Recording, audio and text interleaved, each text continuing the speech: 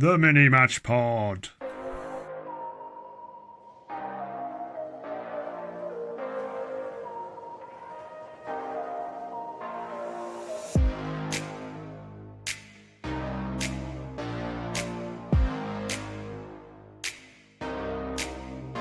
Hello guys, and welcome to this week's Mini Match Pod. I hope we're all doing well and having a good week so far, and still riding that wave of momentum and the joyous scenes from the weekend.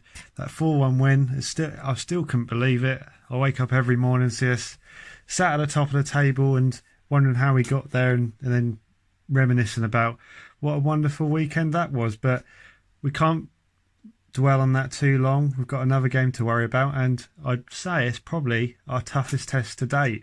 On paper, you'd probably say, Accrington Stanley, who are they, as we all do, but Accrington Stanley, our most sternest test? Well, their first side to beat us last year, weren't they? And they started off in red-hot form this season. They're currently just inside the playoffs, so yeah, they're banging form, so they're not going to be giving us an easy ride. Not that any team does, but they're going to be a tough challenge. So, like we always do on the Mini Match Pod, we'll break down Accrington Stanley in a little bit more detail, see how they've been getting on this season, before we head over to our good friend ITFC Analytics for a little bit more detail.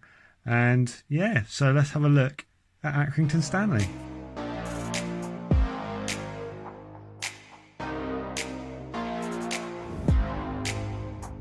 So, Accrington Stanley travelled down to Portman Road for only the fourth meeting between the two sides, and Stanley have yet to win at Portman Road, albeit only coming down just the once. We beat them 4-1 at Portman Road earlier this year. But Stanley have bested town on two previous occasions at their home ground, both in League and Cup. The ultimate underdogs have risen through the footballing pyramid, and it's safe to say they are certainly an established League One club now. John Coleman, without a shadow of a doubt, is an Accrington Stanley legend. Long-serving manager over two spells now. And yeah, working closely with popular chairman Andy Holt, John Coleman looks to continue his absolutely outstanding work, bringing Accrington Stanley to this level and this meteoric rise that we've seen through the past few seasons and the last decade or so. And they're hoping to build on solid foundations that they've really started to build over the last two seasons in particular. But like many clubs of Accrington size, the effects of COVID have had a big impact on the club, and that may see their progress slow a little bit, but rest assured they certainly won't be surrendering without a fight. They never seem to. That's something seemingly synonymous with Accrington Stanley's legacy. So we'll see how Accrington came into the season following what happened last season before it stopped, and looking at how they've prepared for this season, how they've been doing so far. So the big overarching story from Accrington's season last year was Billy Key, a pioneer for embracing and emphasising the importance of talking about mental health, particularly amongst men. His problems are well discussed, and yeah, it was a really difficult time for him, and I think it was eye-opening for many to see that someone in that position as a footballer, held in high regards and an absolute legend for Accrington Stanley, his goals were responsible for getting them into League One as champions in 17-18 season, and then he top scored the season after that to keep him in League One again, scoring against us in the FA Cup. I think that young lad predicted it on TV, didn't he? But yeah, unfortunately he chose to retire partway through the season and didn't make an appearance last year. But you know, it just shows that there's more important things. As much as we all love football, there is more important things to life than football, and I think he's gone on to find a steady job. I think he's a bricklayer at the minute, isn't he? And he's playing part-time football. But yeah, wish Billy Key all the best. And yeah, but that really did take an effect on Accrington Stanley, going back to footballing matters. But John Coleman does what he does. He found some shrewd signings. He always seems to. He picked up two absolute gems from non-league. So that was Colby Bishop and Dion Charles. And they really helped bridge the gap. And they scored 18 goals between them, which is a really impressive year considering that they stepped up. I think Dion Charles came from Southport, so they're a National League side. But Colby Bishop, who was an absolute star, nobody really saw it coming. He came from Leamington Spa. They were in the National League South or North, one of the two. You have to correct me if I've got that wrong. But yeah, really good year for him. And then you had the likes of Ofrende Zanzala and Jordan Clark, and really that helped Accrington spring a lot of surprises, as we know, in League One last time out. But yeah, it's what you come to expect with Accrington Stanley. They don't have the facilities, obviously the finances. They're such a small club, in the best sense of the word. If you've ever been up to Accrington, it's a fantastic away day. Despite the results we've had, it's a really heartwarming club to go and visit, and a really unique club. The way it's run, it's still run as a community club, and it really is the heart of that community. But when you're in League One against sides like ourselves and big sides like Sunderland and everyone that was in League One last year, they are going to find it difficult at times, particularly when they don't have the facilities and finances as well as a big squad to fall back on. And patchy form throughout the year saw them kind of flirting with a relegation fight, never really being sucked in, but always being on the cusp of, if a few bad results were to go against Accrington Stanley, they could really be dragged in. But they really had some impressive spells, and a 6-match unbeaten run which included 4 wins, which closed out 2019, and then in February they had 3 consecutive wins, and that really helped Accrington stay up, and they ended up finishing 17th via points per game. But yeah, probably not the most memorable season for Accrington Stanley fans, compared to the previous two, where they had the promotion and then staying in League One plus beating us in the FA Cup. God, I've mentioned that far too many times already. But I'm sure there's enough memories in there for Stanley fans to really enjoy their second full season as a League One club.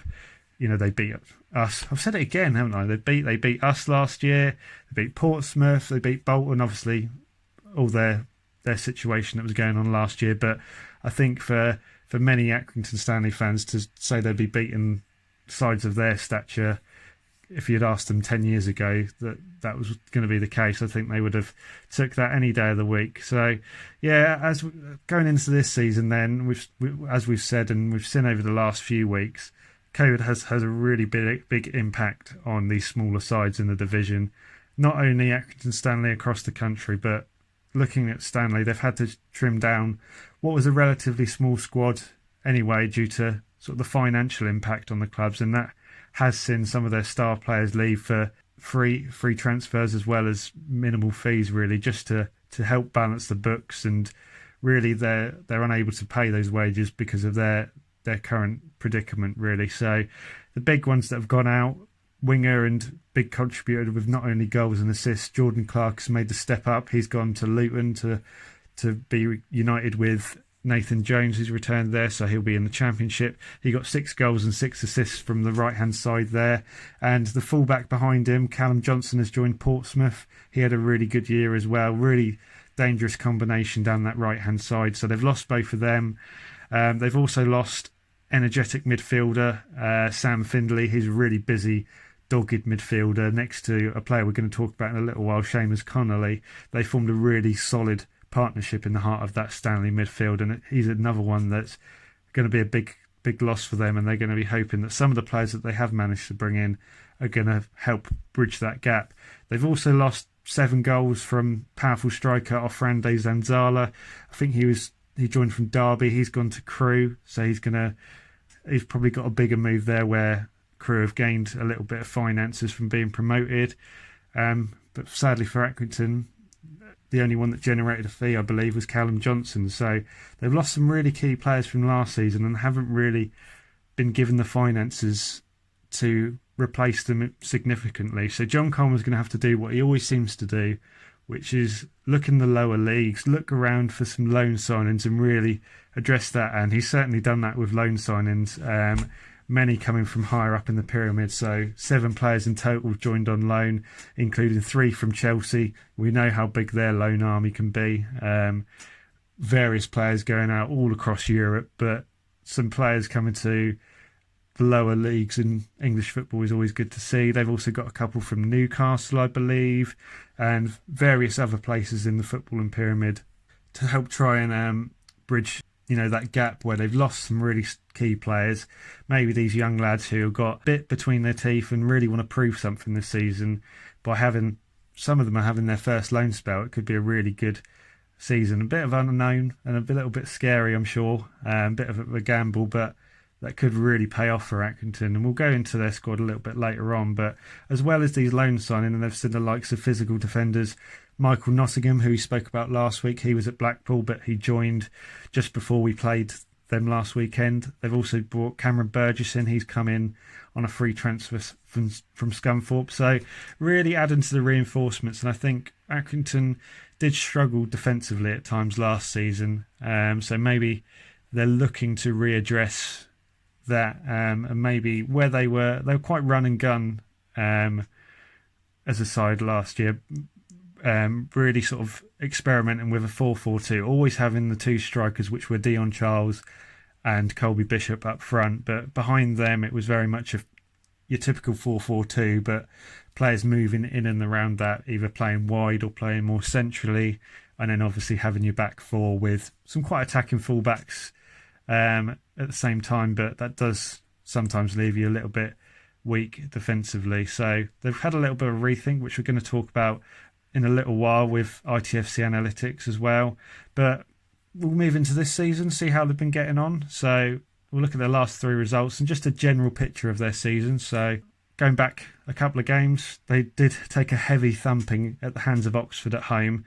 They started the season really well. They beat Peterborough on the opening day, and then they had a defeat before they faced Oxford. And on the face of this result looks like an absolute thumping. Obviously, 4-1 never looks good, but in reality, Stanley actually performed really well and matched Oxford for a large part of the game. It was only when Dion Charles got sent off, which means he is going to miss the game against us, which is some good news for us.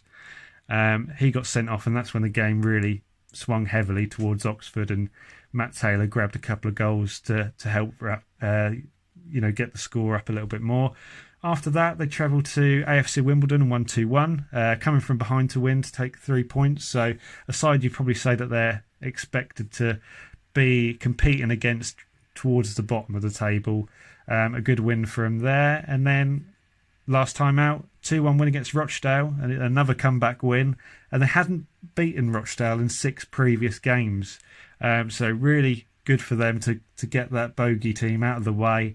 And yeah, they've come back with 2 straight wins, looking hopefully for a third for them. They're going to be hoping to get a third straight win against Ipswich like they did against us last season. But yeah, they're currently sitting 6th in the table with 3 wins and 2 defeats. They also had a extra time win against Blackpool in the EFL Trophy in the middle of the AFC Wimbledon and Rochdale games, but taking away their opening day win against Peterborough, which you'd probably say on the face of it was a surprise victory, but looking at the highlights, they had an absolutely terrific game and some absolutely fantastic goals in that game from Dion Charles and Ukakwe.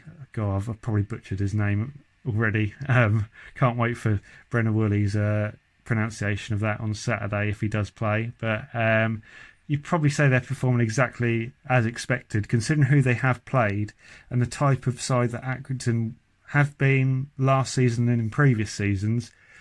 They are beating the sides around them, and they aren't afraid to attack teams or be positive, be aggressive, be direct. As I said, a very run and gun sort of team. Not afraid to have shots from distance, not afraid to get bodies into the box. Kind of the non-league legacy, in the nicest way possible, has followed Accrington as they've gone up. John Coleman has obviously experimented with formations, but that same ethos, that hard-working attitude of trying to be positive and trying to, obviously, as you always do in football, trying to win games, has followed them throughout the divisions. Has probably been the reason why they've got this far, but it's going to come to a point, and I think they've realised it this season, that they do need to make a change. I think certain factors slightly out of their control with COVID's effect on their squad has made them maybe have a little bit of a rethink, but they've moved away from this 4-4-2 system, or the adaptations of that, still favouring two strikers, but they've gone for what is now becoming an increasingly popular 3-5-2 system. So we've seen this a lot of times already this season. I think we've seen it from Bristol Rovers, seen it from MK Dons, and now Accrington are yet another side to implement this system. So it's going to be interesting to see Accrington's take on it, because they, like I've said, I think that ethos is still there, and it's very much part of John Coleman's philosophy of playing football. It's basically, it's a very simplistic form of football. Then that's not a disservice to John Coleman. I've spoke to John Coleman, really top bloke, really down to earth, honest, knowledgeable bloke. God, I'm giving him a good review here, aren't I? But it's about, to win footballing games, it's about keeping tight at the back and scoring more goals than your opposition. Let's not beat around that. And that's what Accrington have done well for a number of years, and that paid off in 17, 18 and 18, getting them promoted, having Billy Key firing all those goals, staying up the following season and staying up once again last season, and still doing pretty much the same thing. But they've gone for this 3-5-2 now, so we'll see how that goes. And obviously they've started well, so it's going to be an interesting season for Accrington Stanley, and we'll see how much these loan players, which quite a few of them are featuring quite heavily for them already, see how they're going to influence the squad. Maybe that's the deficit in quality that they've lacked, perhaps, where these players have gone out. They've been able to use loans from clubs higher in the pyramid to actually get a little bit more quality and a bit more polished talent into the club, as opposed to your typical diamonds in the rough, which John Coleman seems to like. But we'll look at how they lined up against Rochdale before we have a little bit of a chat with ITFC Analytics. He's always got something good for us. And if you haven't already, please make sure you give him a follow, because he does such a good job before and after the game. So building up to the game gives us a really good preview, a lot more detail than I could put into a video, and it really explains the opposition and how they're going to play, with some really good graphics as well. And then after a game, he also does a really good review, and I can't wait to see when we've had a challenging game what he pulls up, because that could be really key to help us understand why things haven't quite worked out in a game. So make sure you give him a follow on ITFC Analytics on Twitter. I'll put a link in the description of the YouTube video, or if you follow me on Twitter, I'm always giving him my support, so you'll find him through there. But really nice guy, and make sure you give him a follow. So we'll go into the game that they had against Rochdale. So they lined up with a 3-5-2 as we said. So going through the team, in goal they had Toby Savin. Was it Savin? If it's Savin, that's a great name for a goalkeeper. But he's only a young lad, 20 years old, and he was very much the understudy to Etimov last year, who they haven't renewed his contract. He got released in the summer. He's had a fairly busy time so far. I've seen the save numbers, and he's well up there with the amount of saves he's had to make this season, but seems to be growing in confidence game by game. Take away the Oxford game, he's actually had a pretty good time as the Accrington keeper. There hasn't been many games in which he's conceded a lot of goals, so it's going to be very much a learning year. We've seen it with the Rochdale keeper Banzunu a couple of weeks ago, that these young keepers, when they haven't had a lot of experience, sometimes being thrust into the deep end and maybe making their mistakes on the job, as it were, does really help them develop as players. But John Coleman's brought in a loanee from Chelsea, one of the three that we'll mention in this video, in this episode of the mini match pod. He's brought in Nathan Baxter, who has a lot more experience, albeit being a young keeper. He's had loans with Yeovil, who were in League 2 at the time, and he spent last year at Ross County in the Scottish Premier League. So Savin is in goal for the minute, but I'm sure if he does start to struggle, then Baxter will be there to fill in if needed. But for the time being, he's got the shirt, and as we've seen, chopping and changing your goalkeeper doesn't always work particularly well, but it is also handy to have two goalkeepers to lean upon if one isn't performing as well. So moving to the back three, on the right hand side they've got Ross Sykes, 6'5", 21-year-old centre half, and he was a really hot prospect. They got him from Burnley when he was 17, and he's stuck with him for his whole time with Accrington, and he had a really solid year last year. Still learning his trade. Being 21 years old, he's still a young centre half, but really impressive performance. Big physical lad, as you can imagine, being 6'5", but quite a cultured lad still. You can tell that he's come through quite a established academy like Burnley, and playing next to the player we're going to talk about in a little bit, Mark Hughes, playing next to him, he's still learning his craft. But this new system, which seems to be very similar to Chris Wilder's system, there's a lot of managers going for this, isn't it? But that could really be the making of him, and if he's going to be one of these marauding centre halves, which seems to be so popular nowadays, it really could be the making of him, and it could be a player that Accrington, like we saw with the likes of Caden Jackson and Jano Donatian, who we've signed from him, could be that next high-profile transfer out of the club, which could help them in their development across the whole, across the club, really. Caden Jackson's money, I think, was spent on the changing rooms, I believe it was. So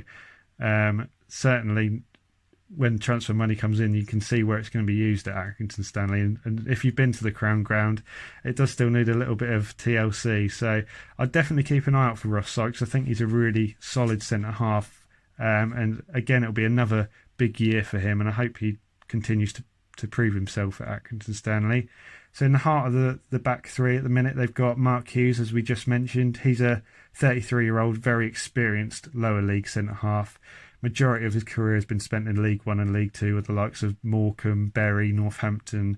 He's really well respected and trusted by John Coleman. He's been out and praised his passing ability, and it's good to have an old head in what is quite a young squad for Accrington Stanley. And John Coleman does like to have players that he can rely on and he does trust. You'll see in a couple of other players that we're going to mention, players that have been with Accrington for 3, 4, 5 years or more, and stuck around with John Coleman. So he's a player that likes to build trust and build these bonds within the squad. Can't use covalent bonds. That's Harry from Bath's trademark term. So I didn't say that. That is a registered trademark of Blue Monday. So I can't use that one. But still trying to build up those I'll say links in the squad, and having that spine run through the team is really important for Accrington Stanley, particularly when they don't have the wealth of riches to bring in quite a lot of depth in their squad. Next to him on the left-hand side, they've got Cameron Burgess. So he's a 24-year-old Australian centre-half who they signed following his release from Accrington Stanley. He is at Accrington Stanley following his release from Scunthorpe. Spent last season out on loan at Salford, and he's had a really tough time establishing himself at Scunthorpe. But this season so far, he has impressed for Accrington. And John Coleman, as we've said, has got a good track record of finding the right cogs for his system. And Burgess is a young centre-half who, if Coleman can get the best out of him, it does add much-needed depth at the centre-half position for him. And I think he has the ability to be that marauding centre-half as well. I think he's come through the ranks at Fulham when he was a youngster.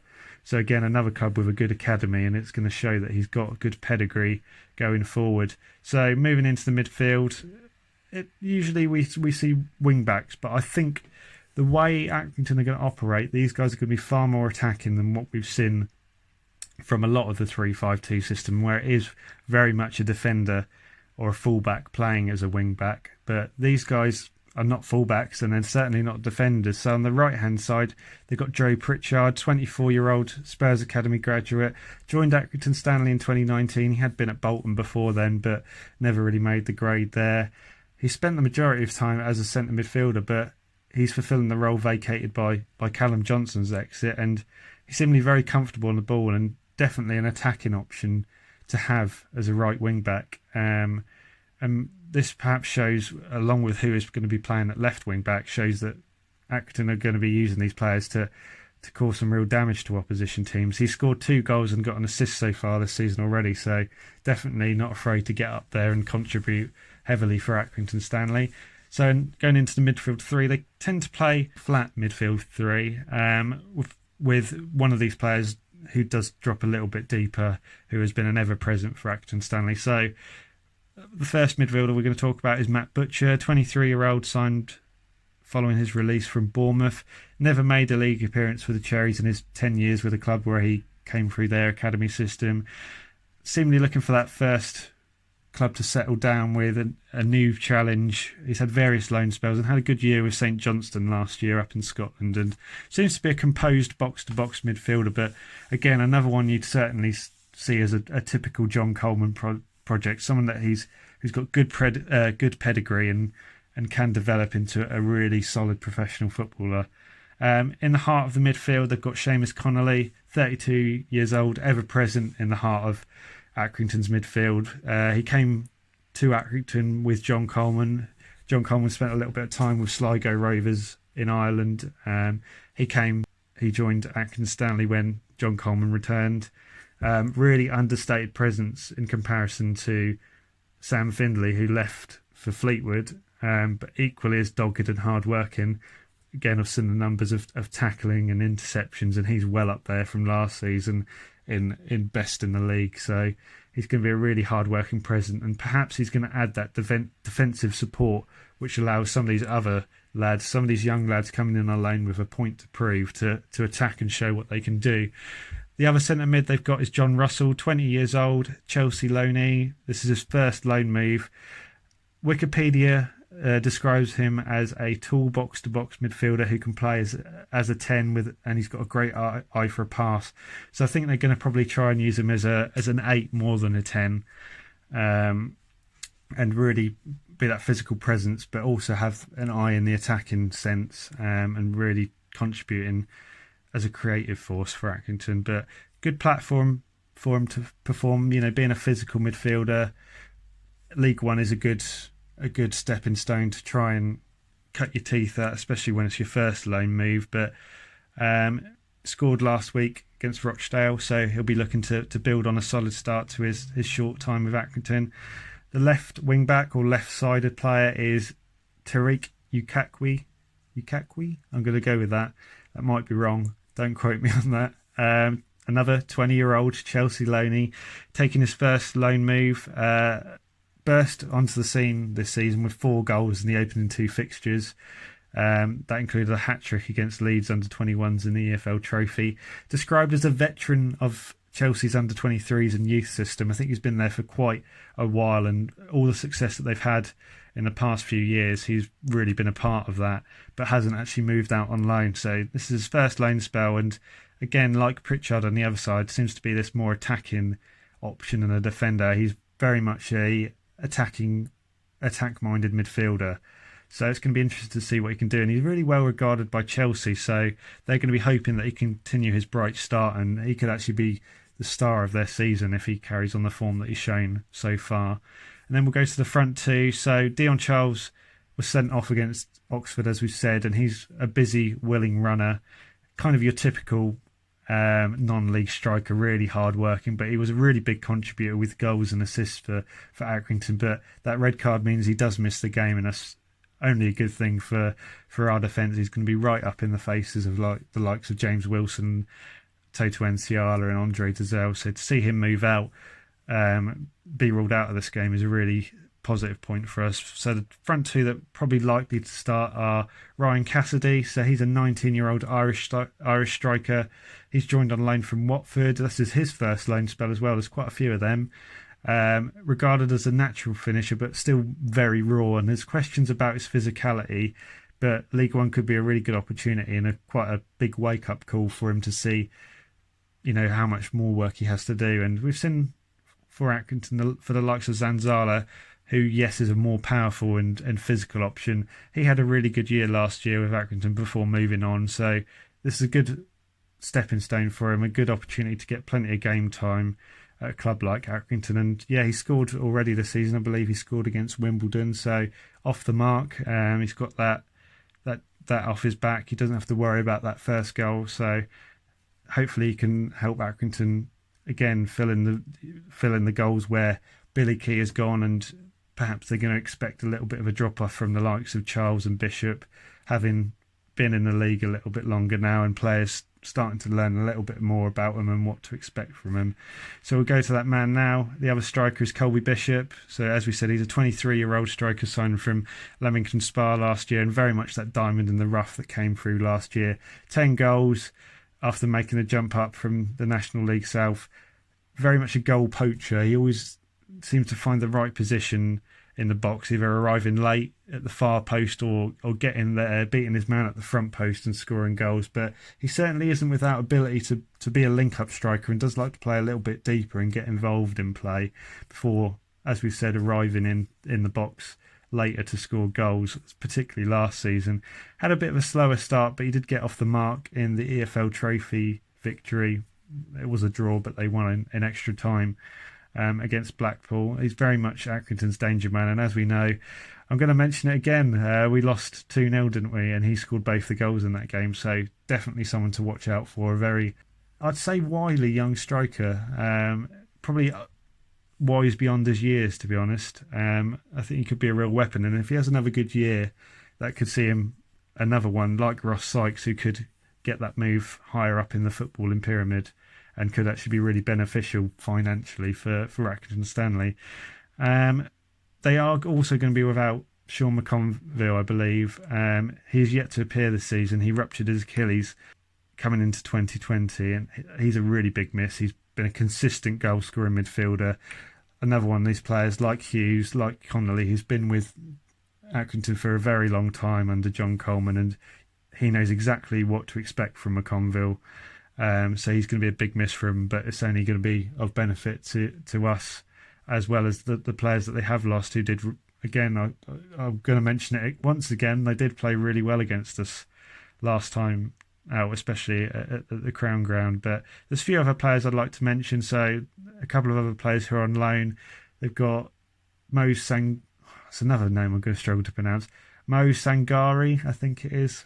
Sorry if that's wrong. And Tom Allen, they've both joined on loan from Newcastle. Sangari is an energetic box-to-box midfielder, so very much to add competition to the likes of Russell and Butcher in there.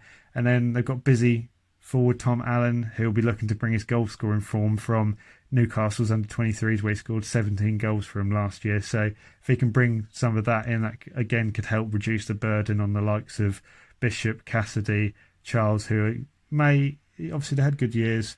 Bishop and Charles had good years, but having options there, and with Zanzala going out, he scored 7 goals last year.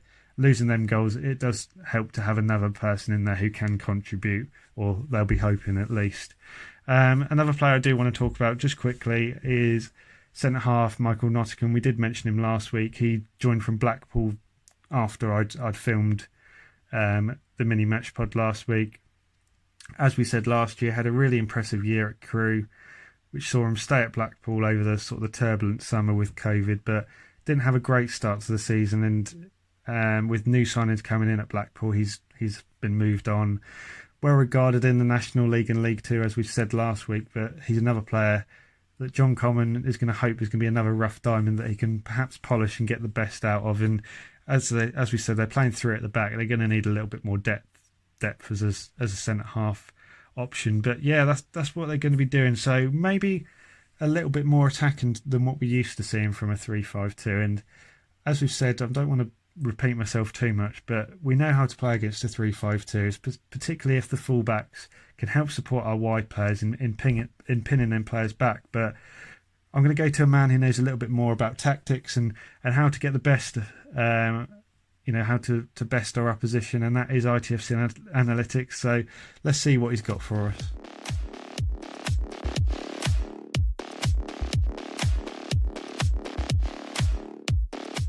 Okay, so some really good notes from ITFC Analytics as always. So Accrington's general style of play, as we've said, is really run and gun, and they've got this heavy emphasis of getting plenty of bodies into the box. They want to overload the box and create loads of mismatches, getting their physical lads in there, the guys that are good at winning headers and causing a real issue for our defence, get them into the box and make it really difficult for the defence. But they certainly aren't unhappy to be on the ball, and they do really like to control and dictate the game. And this isn't your typical hoofball non-league football style, as much as that is still very much a a non-league ethos of getting people and plenty of bodies into the box.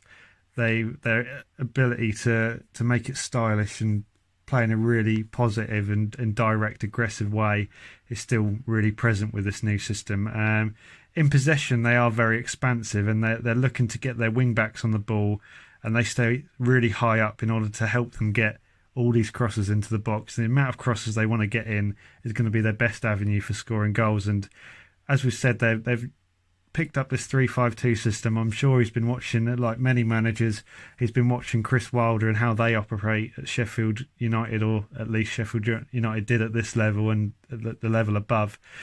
The likes of Burgess and Sykes, who play as the outside centre-halves in the back three, they're these marauding centre-halves that like to get forward, help build up the play, progress the ball forward, and take that pressure off the wing-back, and take the workload off the wing-back, so they can stay high, still be an attacking presence, and get those balls into the box. But also Sykes and Burgess are going to be there to help not only get balls into the box, but also get into the box themselves to cause real problems. These lads are both 6 foot plus, Ross Sykes being 6'5", so he's a real attacking presence. And if you can get him mismatched against, say, Miles Kenlock or even Luke Chambers, where that is a little bit of a mismatch, but you look at the likes of last season where we've had Edwards, Garbutt, even Kane Vincent-Young, not particularly the biggest lads, and if you've got a 6'5" centre half coming into the box at the back post, chances are he's probably going to win that header 9 times out of 10. So what they like to do is get one of the centre halves on the opposite side to get into the box and play a nice diagonal ball to the back post, where the other one is hopefully there on the other end to have a attempt at goal. But yeah, what happens when these guys come forward is, as we've said, Seamus Connolly is this defensive mind in the midfield, and he doesn't only let the attacking players in the midfield have a little bit more freedom, but he's also there to drop in next to Mark Hughes and help dictate and create a defensive presence there, and allow these players to push on and really cause teams some problems. In the defensive sense, though, Accrington aren't particularly known for an intense press. We've seen a lot of sides who like to press really high, particularly Blackpool. That's something that they were looking to do, sort of your counter-pressing style as seen by the likes of Jurgen Klopp's Liverpool. But Accrington very much will only press from the front. So the two strikers like to press the centre halves and the creative midfielder, so that would be Dazelle. The fullbacks also like to press high, but behind that, the midfield three and the back three like to remain quite deep and standoffish, and they like to ensure that passing lanes aren't available, because if they can restrict the build-up play of other teams by marking really well and cutting out them passing lanes, then that forces the opponents to go long. And when they've got 3 centre-halves with the likes of Sykes, Hughes, Burgess, Nottingham, who are all really tall centre-halves, really physically strong and really good in the air, the chances are they're going to win that battle. And I think we saw that last season when we had, I think it was Jackson and Judge up front. I think at times we tried to go long and obviously it didn't work. We've got Hawkins up there this season, but I think we saw against MK Dons that against 3 centre-halves he's still going to have a tough afternoon. He can only win so many headers, and these centre-halves are going to be certainly better in the air than the ones that we faced against MK Dons. But as we said in previous weeks, when you come up against a side that plays a 3-5-2 system, the way we play with our 4-3-3, we're going to have the numerical advantage. And the key area in which ITFC Analytics has picked out for us to win this battle is out wide. So not only in the attacking phase, so a way we could do this is pushing the fullbacks even further on, dropping the midfield, ensuring that the wing backs are always occupied, and that nullifies their attacking threat a little bit more and makes it a bit more of a 5-3-2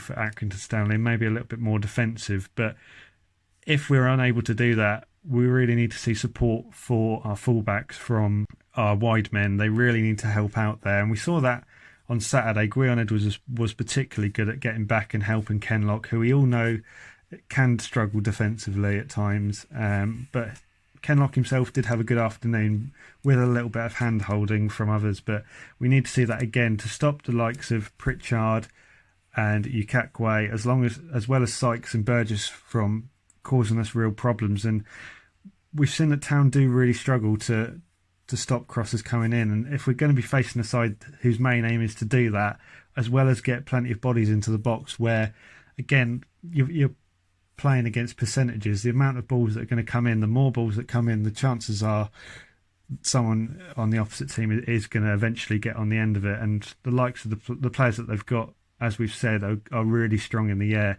We can't afford to let them get these crosses in. So Edwards, and if it's Judge, Lancaster, whoever plays on the right hand side, may even be Edwards if Sears comes back in, they really need to do their defensive work as well as being that attacking threat like they were on Saturday. But Town really need to ensure that they aren't lured into lumping the ball long, and we really need to maintain the emphasis on build-up play. It may mean we have to work the ball a little bit more, pass and move a little bit more than we usually would, but if we go long, we're going to lose that battle.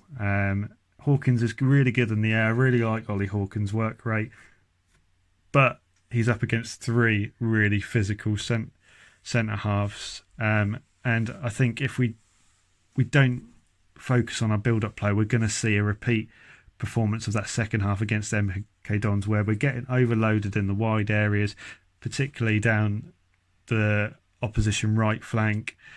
And that's going to cause us real problems, because Accrington certainly can score goals and certainly are dangerous in the box, certainly more dangerous than MK Dons were.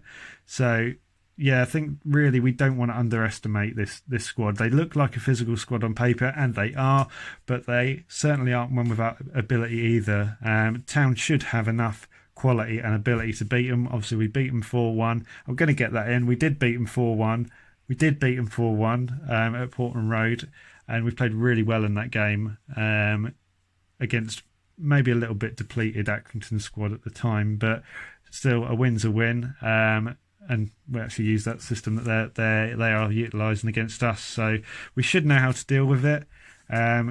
Stopping the cross is going to be key to us winning this game if we do come out the winners. But yeah, we've done well in the main part against 3-5-2 systems that we've seen this season, particularly Bristol Rovers. I thought we've done really well in both games against them.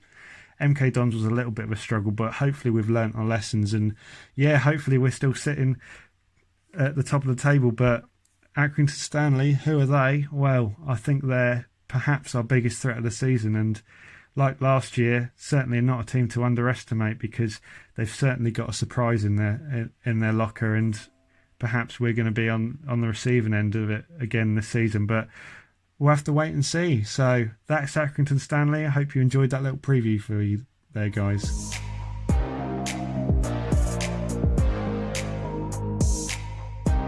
So that'll do us then for this week, guys. Thank you very much for your support and listening to the mini match pod as always. I'm sure you hear enough of me in a week, so to hear me twice on this podcast, it does really. I do really appreciate the support, and seeing that the numbers haven't dwindled too much, I'm probably going to get a little bit more annoying as the season goes along. But even so, we're enjoying it so far. Make sure you follow, like, subscribe, all that nonsense. Follow me on Twitter. Definitely follow ITFC Analytics, and we'll be back as we always are every Sunday at 6 p.m. with hopefully reaction to another wing. We've got a lot to talk about this week. I'm not going to divulge into that at the minute, but certainly a big talking point that has got the ITFC Twitter sphere erupting already this week. So, and we've also got transfer deadline day, so we all know Ipswich won't be buying anyone. So yeah, we've got all that to talk about on Sunday, and hopefully we'll be talking about another win. But until then, come on you Blues, and I'll see you on Sunday. Thank you for watching or listening to this week's ITFC Unrestricted podcast. You can find us on YouTube, Spotify, Apple Podcasts, Google Podcasts, Deezer and TuneIn. If you haven't already, make sure you follow, download or subscribe so you never miss an episode wherever you are listening. A new episode will be live on all platforms at 6 p.m. every Sunday. For more immediate reaction to all the latest town news, give me a follow on Twitter at rskid26. Go on, you know you want to. Until next week, I've been your host, Mark Beck. So take what you need, be on your way, and keep on following town.